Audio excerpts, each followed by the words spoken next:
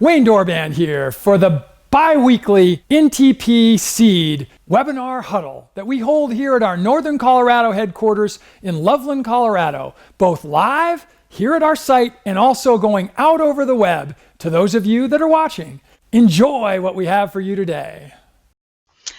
Welcome everybody. As you can see, this is not Wayne hosting today's webinar. I am Deb, and Wayne is traveling to Chicago to a Brownfield conference, I believe. So I'm sitting in for him today. We have a wonderful guest speaker, Cheryl Cran, who was really appreciating taking the time to join us today. Hi, Cheryl. Hi. We are going to have a quick hour because Cheryl's got a very tight schedule today, and just do an interview, and I think it's going to be very enlightening and very informative. So let's get to this. So do you want to tell us a little bit about yourself and what you currently do for business? Yeah, so as you said, my name is Cheryl Cran, and my business is a future of work and change leadership expert. I've been doing that for over 20 years. You know, people often go, well, how do you end up being a future of work and a change leadership expert? My background before becoming a consultant was in the finance and insurance industry. And prior to that, I was in retail, the food industry as a teenager, but went right into banking after I graduated. And then from there, started my own consultancy in 1997.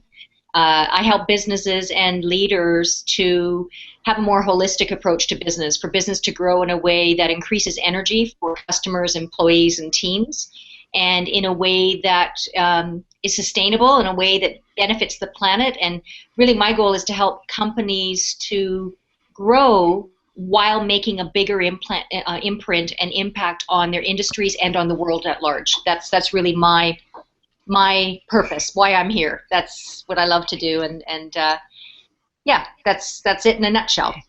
Neat, very good. So where did you grow up, and what kinds of things kind of directed you this direction in your life? It's a great question. I actually grew up on a farm in middle of Canada, a province called Saskatchewan, a little town called Radville.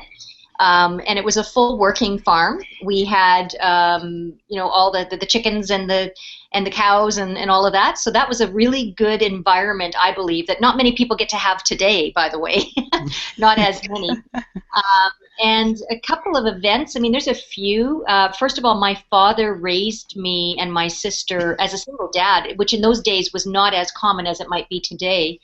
And so my father was a very influential person in my life. He always raised me to say and to believe that anything that a boy could do or a guy could do, I could do. And that was really good foundational sort of imprinting from my father. But also when I was in grade 5, I won a poetry contest. And it's sort of when I knew that my gift for writing was there. I had a teacher who really encouraged my gift for writing. And then with the speaking, there was a speaking contest in grade 10. And I won that, and I had no idea what I was doing. I just knew that I enjoyed it and I wasn't afraid. And everybody else was afraid. And really those were the things that sort of, if I look back, those were the things that kind of I can link back to what I do now. Yeah. Oh, neat, neat. So going back to that time period when you were 15 and it's a weekend, beautiful day, what kinds of things did you enjoy doing?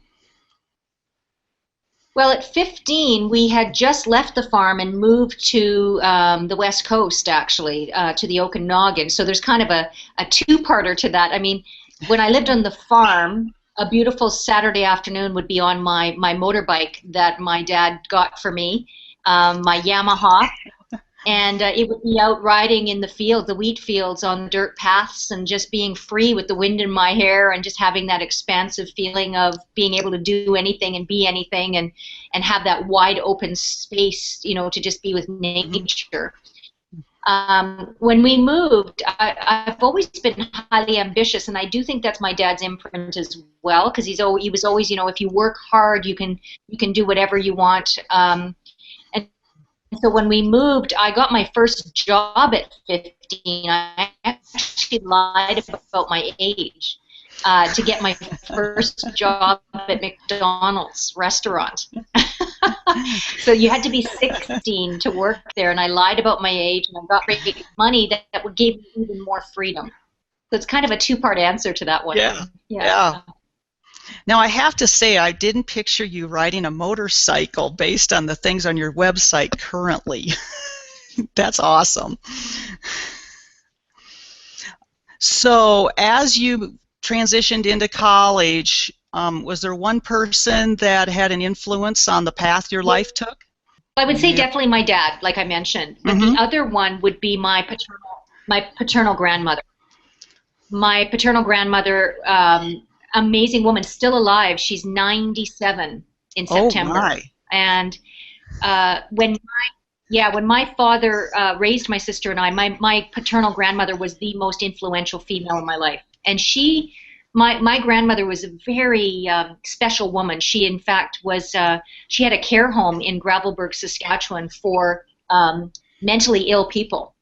And she was just this incredible person who could do multiple things, who saw the good in people. She was a very spiritual person. I'm talking about her in the past tense, but I'm talking about her when she was younger. Mm-hmm. She's now full faculty and actually still very inspiring. But I would say that both my father and my grandmother. Very cool. So were there any other experiences in college that guided you to the path towards banking and the business kinds of interests that you have now? I never went to college and I never went to university. Oh, interesting. So, okay. Yeah, I'm kind of like, Richard Branson and a few others out there who are successful without having a college or university degree. Actually, what happened was I had done so well in retail and in my career, I really did excel, that when I graduated high school, and I was a 4.0 GPA, so I was a very, smart high school person. Mm-hmm. I'm very educated, by the way. Everything I've done a lot of college and university courses, but I just don't have a degree per se. When I left and graduated high school, I left home right away and moved to the city, and had a friend who was in banking. And at that time, you had to have your bachelor's in order to get hired by the bank. But based on the friend's recommendation and my job history, they hired me right away. I was extremely successful in banking and very fortunate to get in when I did. I graduated high school in 1981, and I started in banking as a teller, and within 2 years was promoted to customer service, and shortly after that promoted to my first assistant manager branch job at the age of 23. And I got that job because I handled robberies really well. I was actually in a series of bank robberies. Yes, the true story. So I was in a series of bank robberies, and I handled myself extremely well under pressure. And I remember my boss saying to me, like, wow, you handle yourself really well under pressure. And the only thing I could attribute that to is because I grew up on a farm, and my father was a very practical man. It's like when something happens, you just take charge. It's like, all right, then, this has happened, and you're going to do something about it. So I've always had this sort of practical, realistic, let's get things done approach. And that was my approach to robberies. And when I got promoted to my own branch, it was the second highest robbery branch in the city. And I actually had the highest, most motivated team, even though we were getting robbed once a month for 11 months, the time that I was there. Oh my. And the reason we were so motivated is I would make jokes about it, and I would say to my team, look, we know we're going to get robbed. When the robbers come in, I'll tell them how to rob us. Our safety is our primary concern. And so the robbers would come in through the back door, and I'd say, welcome, fellows, you're right on schedule. And they would take the money, and then they would leave, and we would lock the doors and press the alarms, and the police would come. And we had a system on how to do a robbery very efficiently. Well, I know I have a daughter who's a bank. I guess I don't even know her title for sure. I'm not sure it's manager, but loan officer maybe. I don't know. But they were robbed, and she had to go through all of that. And I don't know that she probably handled it as well as you did. Well, let's face it. Most people's response is a trauma response. Mm-hmm. again, in my case, I think I'd had so much trauma as a child, and there's lots there, but not necessary for me to share here. But that I think I got to a place where it was just, all right, this has happened. What do we do to make the most of it? That really was, Right. and that is the day. That is how I approach it. Well, and I think growing up with livestock, I know I have to many times just, well, here's the situation. I can't get the vet out here. I just have to deal with it. Exactly. And Exactly. Yeah, you become very resourceful. mm-hmm. Yeah, absolutely. Yeah. Everybody gets out of their fenced area. How do you get them back in calmly and quickly? Exactly right. Yeah. Exactly. All right. So what does the term sustainability mean to you as you're going through your business and helping people become sustainable? What does it mean to you to be sustainable? Yeah, I think there's such a broad interpretation of sustainability, right? There's Mm-hmm. the obviously the environmental perspective of sustainability.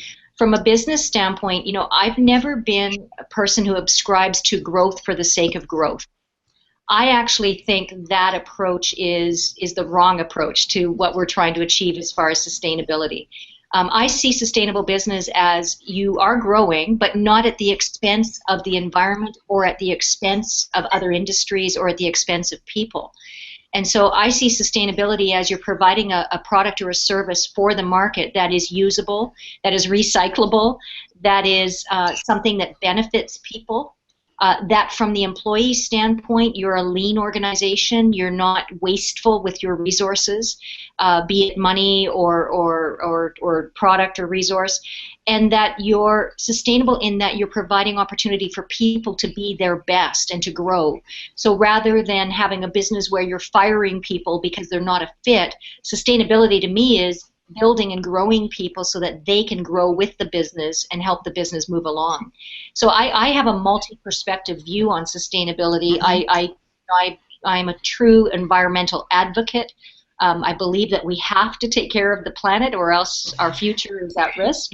And I do believe from a business standpoint that I think many organizations, I think the larger multinational organizations they're giving lip service to sustainability, and I think it is something they're paying attention to because there's a dollar amount that's attributed to it.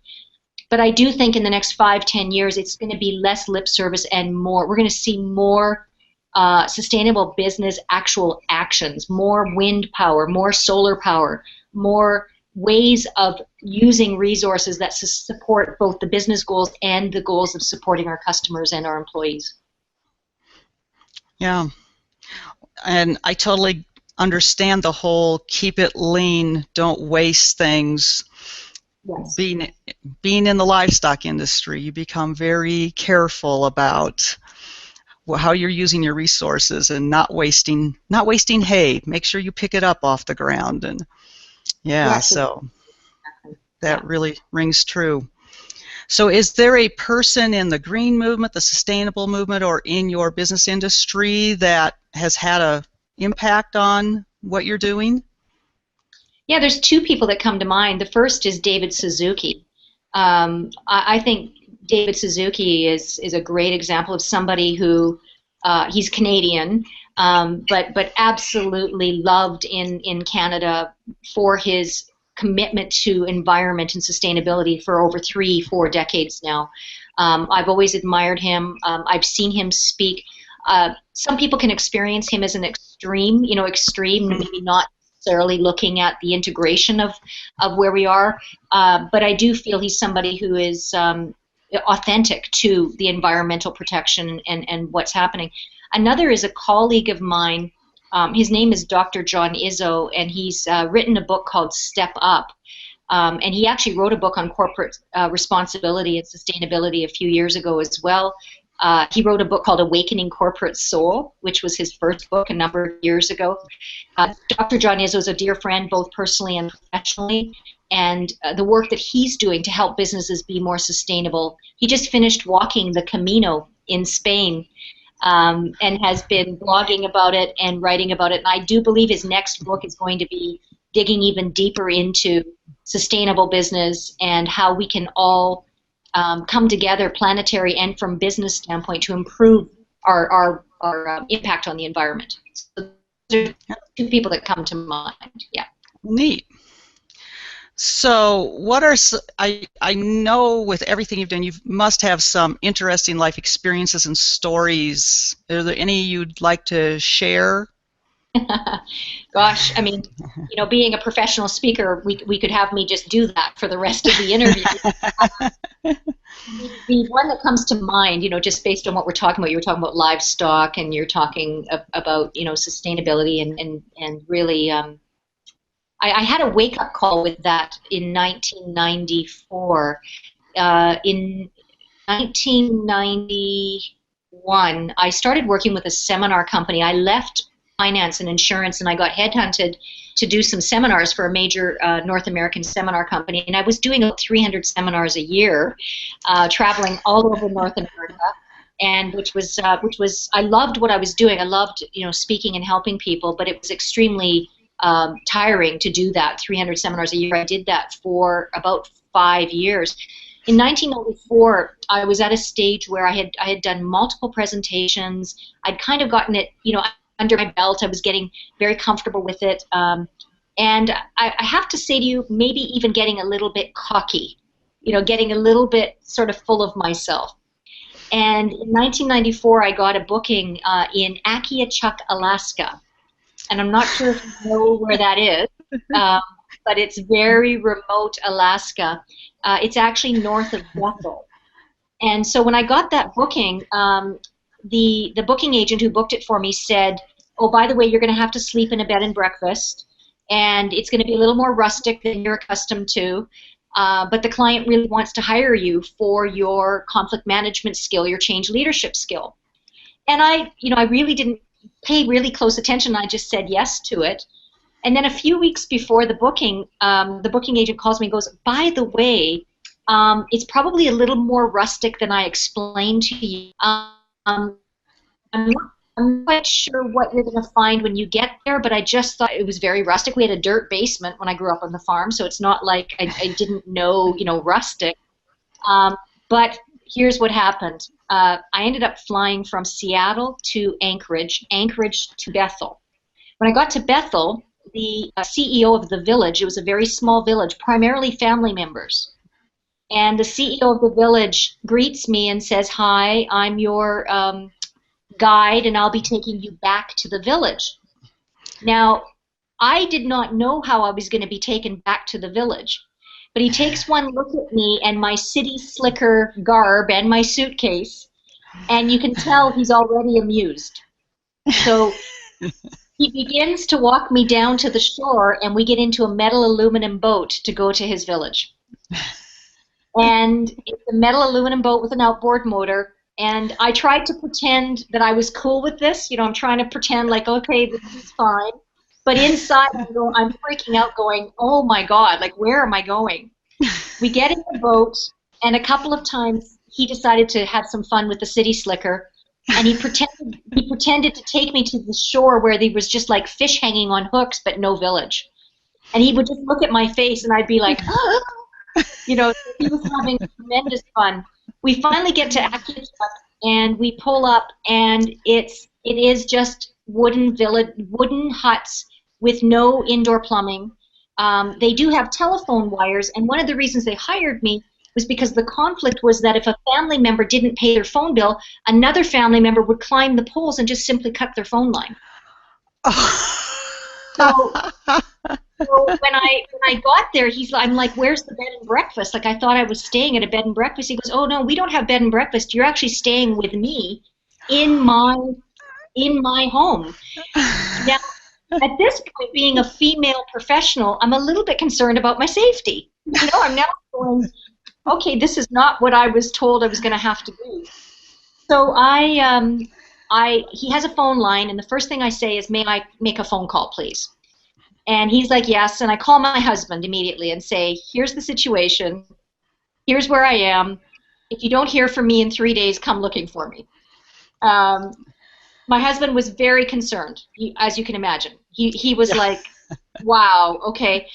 So then my CEO says to me, and he throws me some gum boots and a fishing line, and he says, now we're going to catch our dinner. And we go back out on the boat for another 3-4 hours. I am being eaten alive by mosquitoes. He's laughing his butt off at me. He caught a fish. We came back. He cooked the fish for me. I will say it was the most delicious fish I've ever had. And then he shows me my room, and my room is a single plank of wood on 2 cinder blocks with a honey pot in my corner of the room. And I will not explain what a honey pot is for those of you who do not know.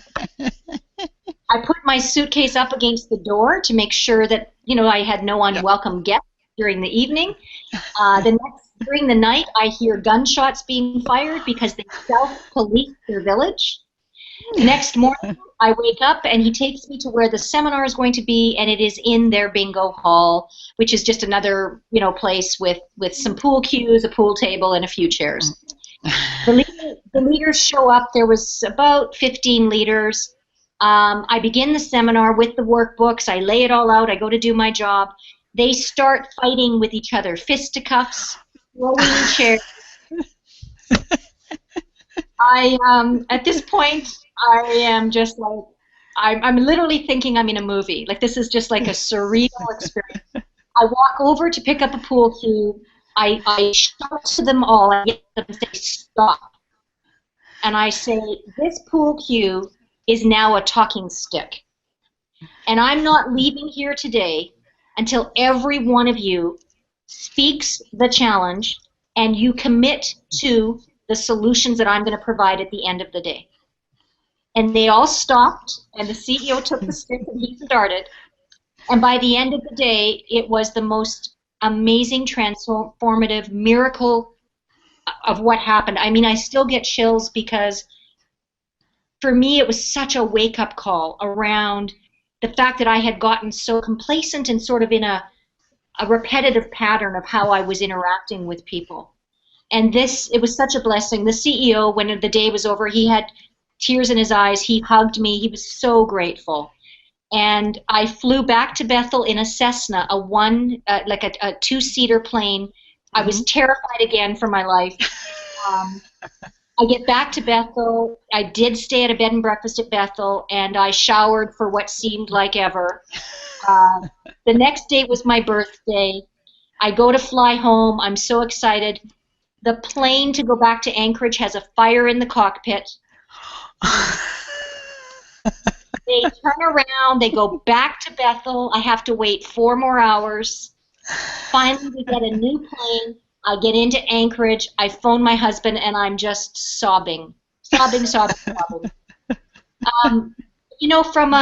a spiritual standpoint and from a wake-up call standpoint, that was absolutely the best thing that could have happened at that time. Not just for me, but for the village. The impact that I was able to make with them once I let go of my ego and just became present with them and connected with them as they were.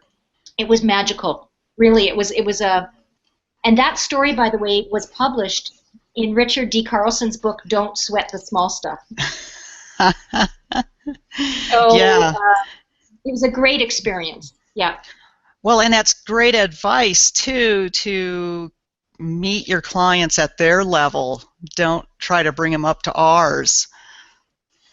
And to this day, I believe that my success is because I can do that. Because I can, that range of experience, your experience of the farm and my experience of the farm, and that range of experience of knowing what it's like to be part of the reality of life. Farming is the closest, raising livestock is the closest to the earth that you can possibly be. And so to have that range within business, I feel like meet clients where they are and really bring value and make it practical to them and not try to bring a consultant's model and try to transplant it onto people. I feel very blessed that I have that range. Yeah. Yeah, neat. So that may also be the memorable negative experience, which is the next question. Actually, it sounds like it became a very positive experience. Well, that experience, yes, I will tell you that it was negative. I mean, I had negativity throughout the experience. But what was memorable about it is when our plane had the fire in the cockpit and then it got turned back around, when I got back into the Bethel airport, I had a breakdown. I literally did. I was crying. This lovely woman came up to me and put her arm around me and said, come with me. And so I went with her, complete stranger, and she said yes, and I told her the whole story, and she listened, and then she said, yes, you had to fish for your dinner, but you know how many people pay for that experience? She Right. said, yes, you had to live, in a room with a stranger, but you did it, and you survived, and you used your faculties to stay safe. Yes, you had to dismantle a conflict, but you got to use real-life practical solutions to help them. It turned out when I asked her what she did for a living, she was an Episcopalian minister. So I would say that became a positive experience because of the perspective. She was in the right place at the right time. The universe does that for us. Really, it does. Mm-hmm. I had many memorable negative experiences. One of the things that I'm a part of is a gentleman named Dr. Donald Epstein. He is a phenomenal expert. He comes from chiropractic, but his work has really been transmuted into business application. His website is epsteintechnologies.com. And one of the things I've been blessed to learn by being involved in network spinal analysis for the last decade is that any negative experience is fuel for learning and growth. And when you can not only accept that, but you actually get it and you use it, your life transforms. Because, I mean, I can tell you, for example, I shared with you at the beginning, my father raised me. My mother was not in my life from the age of 5 years on. That was a negative experience that shaped me for a good portion of my life.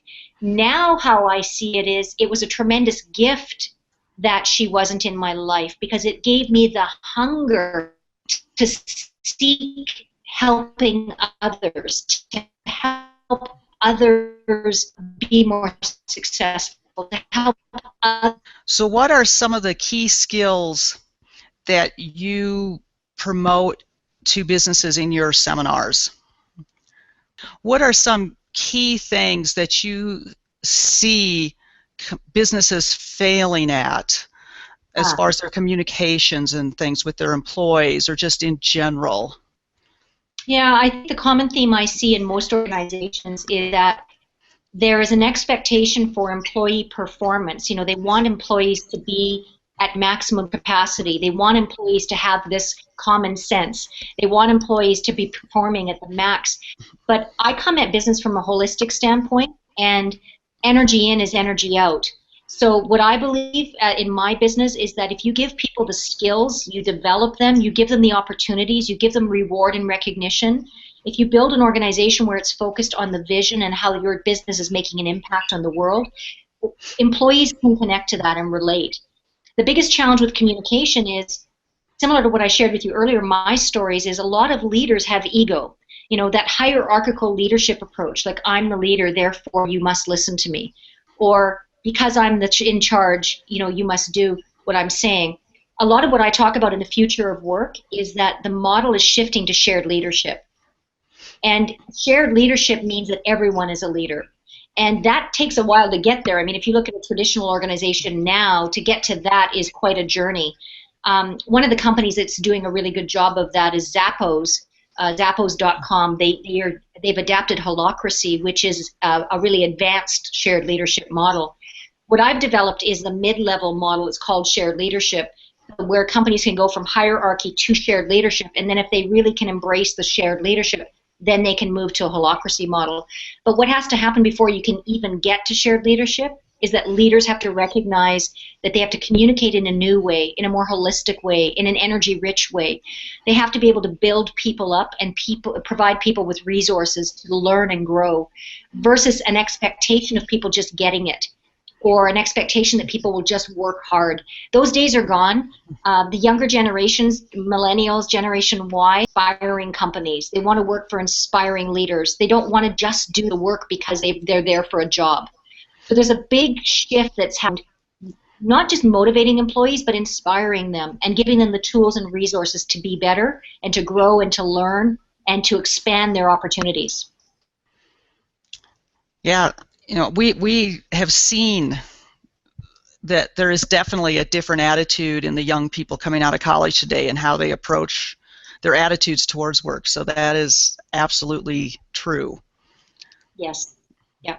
So what are some books that you've read recently that are influence you? And then could also go ahead and tell us about the book you have coming out. Oh, thank you. I'm a prolific reader. I read a lot.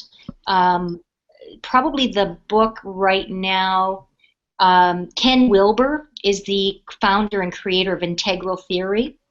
I love Ken Wilber. He's very much in line with what I was sharing earlier about Dr. Donald Epstein and the energy rich. Dr. Ken Wilber talks about, and I'm not sure if you're familiar with his work, but he talks about the levels of consciousness that people have on the planet, and that we are shifting into a second-tier consciousness, which includes the ability to have multiple perspectives at once, which is that more holistic business approach. I actually write a little bit about Ken Wilber in my new book because his work, I believe, is the future of work. I believe his theories are very much the future of work. Another great book is by Tony Hsieh, the CEO of Zappos, called Delivering Happiness. It's all about happy employees, how to create a culture for happy employees. But I do enjoy a lot of fiction, anything to do with science fiction or magic. I love fiction for my fictional enjoyment. My book, The Art of Change Leadership, Driving Transformation in a Fast-Paced World, published by Wiley and is coming out in November. It's really about how do we drive transformation. Exactly the questions you're asking me are the questions that are answered in the book. So what does the future of business look like? How do employees need to be spoken to, communicated to? How do leaders need to improve their skill set in order to transform business? And how do we get people to change? Because fundamentally that's what we're talking about here. And one of the biggest things in my book is I do provide transformation models. One of them is the change cycle, where I talk about the need for people to shift from the past and the problem and move more towards future and solution. And they need to do this in their thinking, their strategic planning, as well as in their communication. And then I talk about also the WOW model, which is very different than your typical SWOT analysis that many organizations go through. With SWOT, most organizations focus on strengths, weaknesses, opportunities, and threats. With the WOW model, I focus purely on how do we find the energy. So I have to start with what's working, what are the opportunities, and what's next. And with the WOW model, it helps us know what changes have to happen in order to create the transformation that we want to create in our business. So I'm very excited about the book. It's already getting a fair amount of pre-order action on Amazon and Barnes & Noble and all of those places. It's available both in print and in the ebook format. And thank you for asking about it, because I'm quite proud of it, and I'm excited that it's yeah. Good, cool. Is there any quote or phrase from a famous person that you is memorable to you, or you kind of have as a guide to a thought process or something? One that I often use is by Leonardo da Vinci, which is simplicity is the ultimate sophistication. I love that for so many reasons on so many levels, right? We're talking on this interview about sustainability and environment. Oftentimes the most simplest answers to energy and to what we need to create are the most sophisticated. They're those things where you go, well, of course. Well, of course we can harness the sun's energy. Well, of course we can harness the wind's energy. The simplest concepts end up being the most sophisticated solutions for people. I love that quote. Anything by Deepak Chopra. He's a spiritual guy, but I love his philosophy. I mean, I've been studying quantum mechanics and quantum physics for years, and have been a fan of Deepak's work, and Ken Wilber is quantum as well. All his stuff is quantum.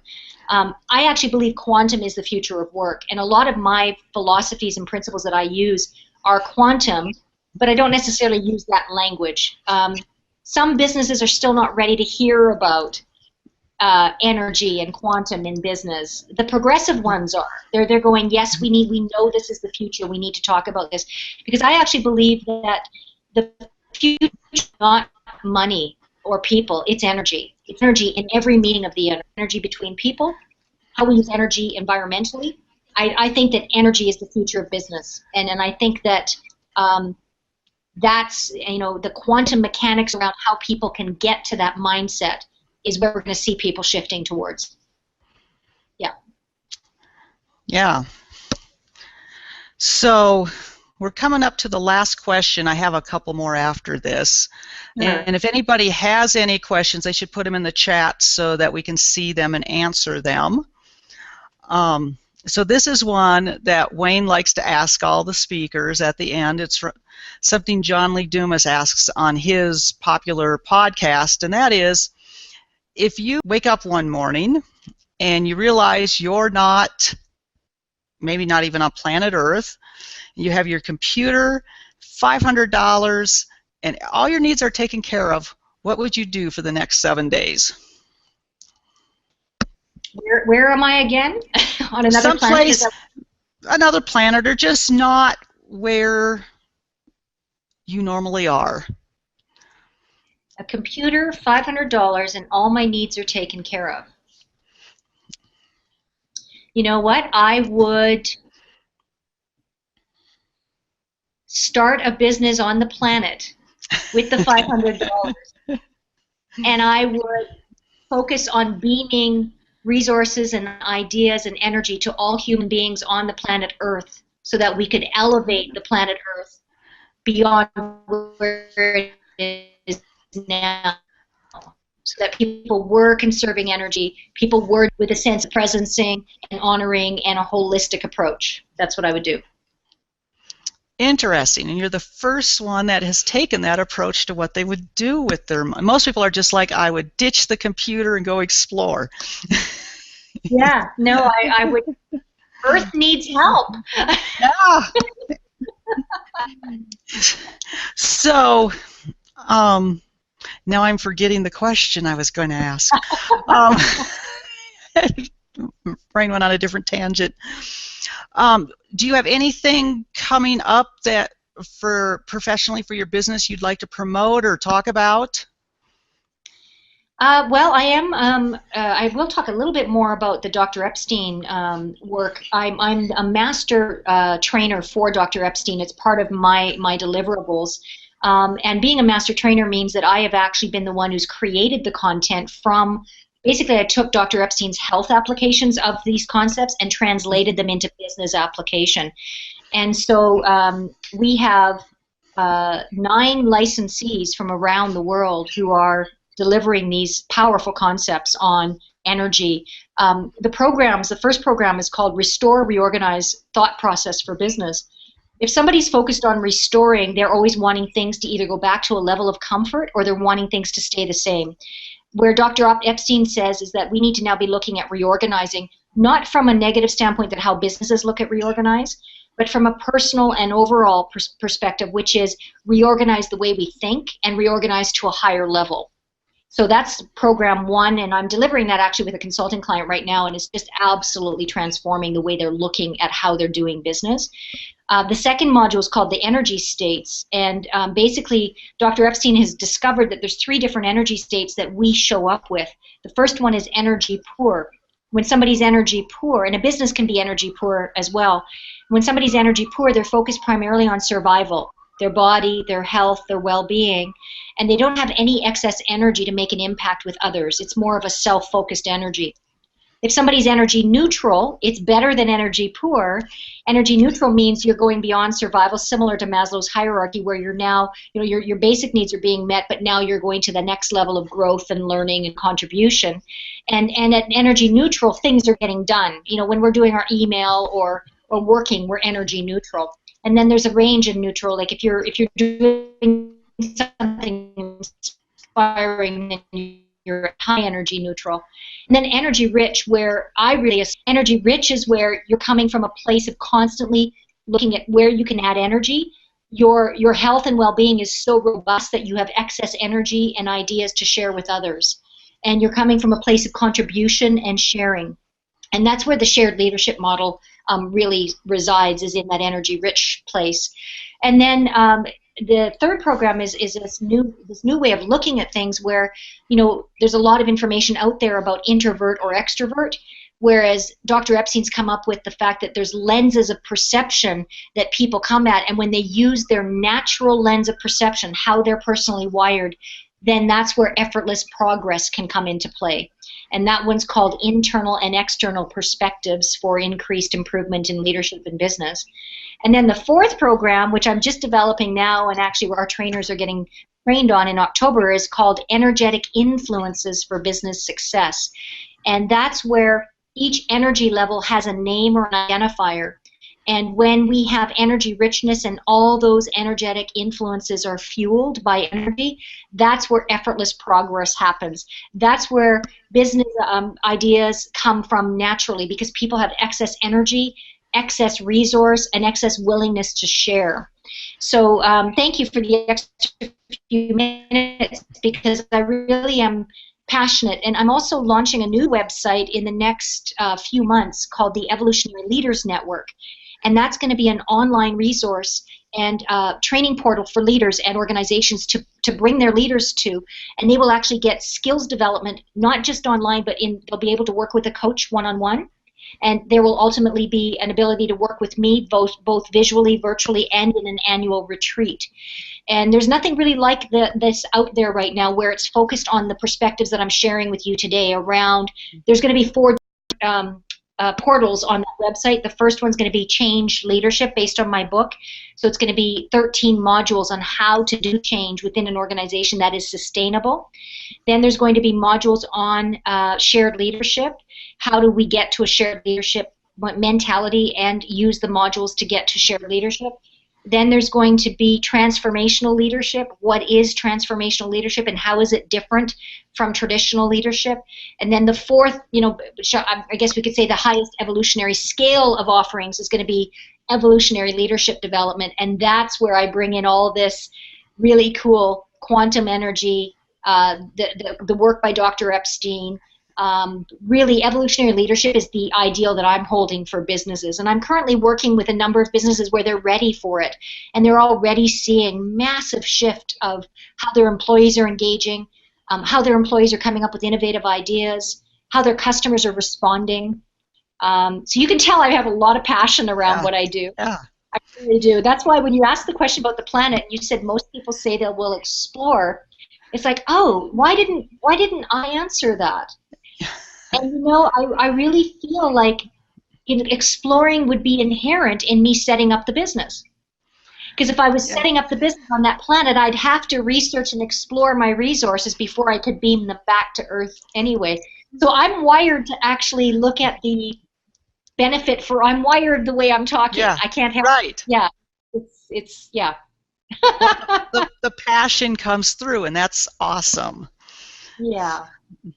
Yeah, I feel very blessed that I get to do what I get to do. I feel that I'm one of these people that has found her purpose for why she's here on the planet, and because I have that passion and fire, there's endless amounts of energy. It's endless resourcing because I love what I do. Yeah. Well, and I do believe that when people find what they truly are passionate about, the energy comes because they're working in that wheelhouse they're supposed to be in. Exactly right. Yeah, exactly. Okay, so Mark would like to hear about a little more detail on a bank robbery experience. Well, I have many to draw from. I have many bank robber experiences to draw from. The most impactful one was the first one. So I had just been promoted to customer service. In that particular branch, there was a side door and a front door, which made it a robber's paradise. They'd come in the side door, they'd rob, and they'd leave out the front door. So it wasn't very good business on the bank's part at that time. This was in the 80s. And so I remember being in customer service, and without any warning, 2 guys with masks and sawed-off shotguns came through the side door. And they ordered everybody to the floor except for I was in complete shock, so I was still standing. until one of the gunmen came to me and he put the gun to my head and he said, I said, get to the floor. And I get a little sarcastic when I'm under pressure, so I looked at the gunman, why did you say so in the first place? And then I got to the floor. Number one, when the robbery was over, I got up and I called 911 and I took care of the customers in the lineup, and I was able to calm down everybody, including my boss.